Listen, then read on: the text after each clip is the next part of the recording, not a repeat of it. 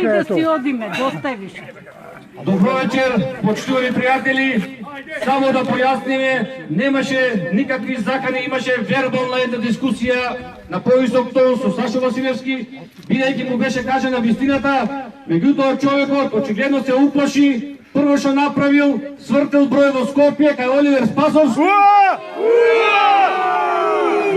Ево такви конуши, а што ќе правише пак ако тргнавме нешто насилно да му правиме? Ги уплашивме со вербална комуникација, се јавиле.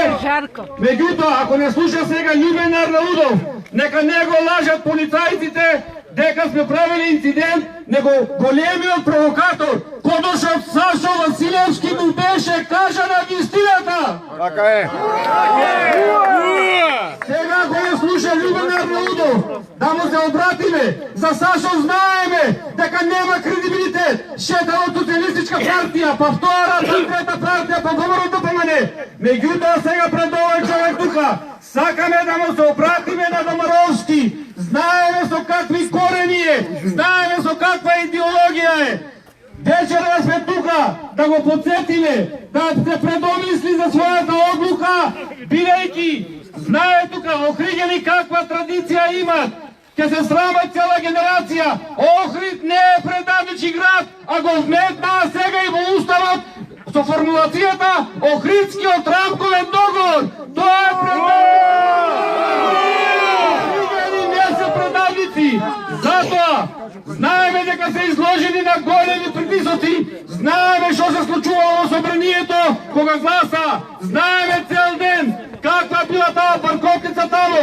Меѓутоа, Љубен, да те подсетиме, не му било лесно и на Христо Узунов, не му било лесно и на Пито Гуни, не му било лесно и на Гоце Делчев. Сите тие одбране да бидат револуционери, ако седеле дома, ќе немаше Македонија. Ти, Љубен, посебно, имаш голема обврска да не учествуваш во ова предавство. По твојата мајчина линија, по Коцарени, твоите предци Чичковци имат одлежено 100 години робија за Македонија. Ушелиденско, партизанско, комунистичко, цялата фамилија по мајчина линија има најмалку 100 години робија. Има шаманет од нив, не им го срами името и затоа предомисли се, ќе издржиме. Многу брзо ќе падне оваа власт. Овие белосветски питанки од американскиот амбасадор, од Хан, од Могерини, на пролет имаат избори за Европскиот парламент. Сите тие паѓаат, доаѓаат десните партии во Европа и да знаеш дека сите вие ќе бидете на слобода. Затоа сега вечерва како македонци ти ја праќаме по пораката, сакаме да те увериме, не им се плаши, ќе издржиме, оти ова е битка за цел еден народ, за опстанок на целиот македонски народ. Ова вечерва не се луѓе од партии, од здруженија, од владини организации. Ова е вечерва народот кој сака да си биде свој на своето. Не ни е лесно и на нас, не следат, не прислушкуваат. Ни се закануваат со опценја. Ево ме вечерва и Сашо Василевски му јавил на Оливер Спасовски да поднесува кривични пријави. Нека поднесуваат, нема да не можат да не следат, да не прислушкуваат, да не дозволиме Љубене да ни го убијат духот. Ако не го убијат духот, ќе ни го убијат и името, и идентитетот, и историјата, и традицијата на македонскиот народ.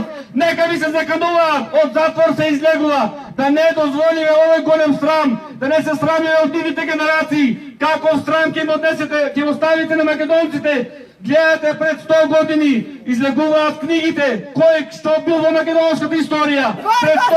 Пред 100 години гледаме кој биле предводниците. Да не дозволиме сега и за вас, во ова време, во ова ера на технологија, каде што се бележи, се пишува, се нотира, да не оставите и вие после 100 години на вашите поколенија да се срамат од вас. Затоа ве повикуваме, предомислете се, сменете ја одлуката, македонскиот народ ќе биде со вас, ќе ве правиме ако треба. Затоа уште еднаш, сега ќе ви го врачиме писмото, прочитајте го добро, тоа писмо е дадено на сите пратеници. Да живе Македонија! Кажете да нещо